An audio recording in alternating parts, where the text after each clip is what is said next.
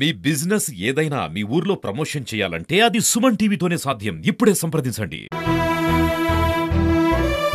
ఏమి గాని ఊపిరిస్తుంది ఏమీ లేదు sir.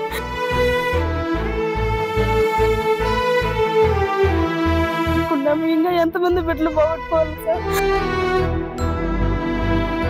Welcome to Suman TV. నేను నాగరాజ, పుంగనూరు నియోజకవర్గం, పుంగనూరు మండలం, పట్రపల్లి గ్రామంలో లోహిత్ అనే 7వ తరగతి చదువుతున్న విద్యార్థి విద్యుద్ఘాతానికి గురై మృతి చెందాడు. గ్రామంలోని పిల్లలందరూ దాదాపు 50 మంది పిల్లలు గ్రౌండ్లో క్రికెట్ ఆడుతుండగా ఒకవైపు, మరోవైపు లోహిత్ అతని స్నేహితులు బ్యాడ్మింటన్ ఆడుతుండగా అక్కడ పైన విద్యుత్ తీగలు వెళ్తున్నాయి. అక్కడ ఇతను ఒక కమ్మీతో విద్యుత్ తీగలు దగ్గర ఎత్తులో ఉండడం వల్ల విద్యుత్ తీగలకి తగలడంతో అక్కడికక్కడే మృతి చెందాడు. ఈ గ్రామంలో అన్ని చోట్ల ఇదే విధంగా విద్యుత్ తీగలు కిందకున్నాయని గ్రామస్తులు ఆరోపిస్తున్నారు. వారి మాటల్లోనే విందాం పదండి. మేము బ్యాట్ లో ఆడుకోవస్తాం. నిన్న వాడు 8 రాడ్ ఎత్తుకొని వచ్చినాడు, చిన్నది అట్లాంటిది ఎత్తుకొని ఆడుకుంటూ వస్తాం. మేము బ్యాట్ లో ఆడుతుంటే వాడు అప్పుడు చూసుకోకుండా మేము మేకల ముందు వెళ్తాంటే అప్పుడు వాడు చూసుకోకుండా పైన కరెంట్ వైపు చూసుకోకుండా కరెంట్ వైపు పెట్టేసా. వాడి కింద పడిన వెంటనే కూడా వాళ్ళు ఎవరు ముట్టుకోద్దన్న అంటే వాడిని పోయి పీల్చుకోవచ్చే. నేను వాళ్ళ పిన్నేను సార్.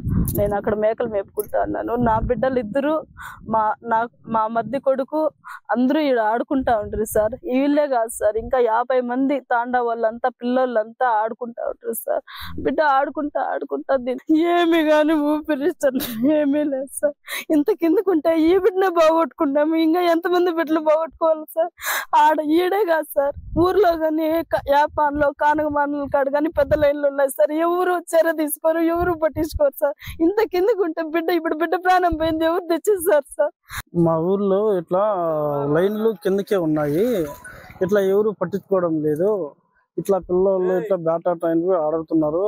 ఇట్లా పిల్లలు మేకలు పడతా ఉంటే ఇట్లా చిండాట ఆడుతున్నా కూడా లైన్ కిందే ఉన్నాయి.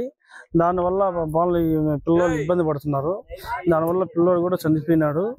దయచేసి మాకు ఏదన్నా ఎవరు కట్టిస్తారు. చాలా నిర్లక్ష్యం సార్ గవర్నమెంట్, చాలా అన్యాయం సార్ ఇది. ఒక్కసారి చూడండి సార్, మాకు కూడా ఎందుకు మీకు అర్థమవుతుందో కాదు సార్. ఒకసారి నిజంగా చూడండి సార్, 10 అడుగులు కానీ లేదు సార్. అది చాలా అన్యాయం సార్. గవర్నమెంట్ చాలా కొంచెం కానీ పట్టించుకో సార్. చాలా అన్యాయం సార్. ఒక ప్రాణం పోయింది సార్. ఏమి కానీ ఊపిరిస్తుంది ఏమీ లేదు సార్.